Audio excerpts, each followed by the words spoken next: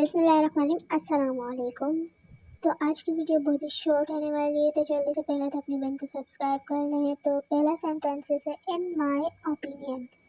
In my opinion मेरे ख्याल से। If you ask me, ask means पूछना किसी से, ठीक है। इफ़ यू आस्क मी, अगर आप मुझसे पूछें, ठीक है।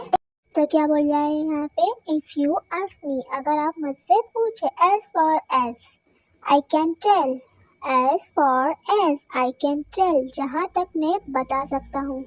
From my point of view, from my point of view, ठीक है। मेरा नुक्ता नज़र से, मतलब मेरे लिहाज से, ठीक है, जो मैं सोचता हूँ उसके लिहाज से।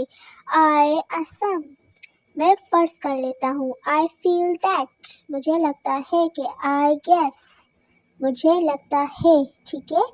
As far as I can see, जहाँ तक मैं देख सकता हूँ। I stamp that, I deem that, I stamp that means जी, तो मैं इसका एतराफ़ करता हूँ, मैं इसका एतराफ़ करता हूँ। आई डीम दैट, मुझे लगता है कि। आई डीम दैट।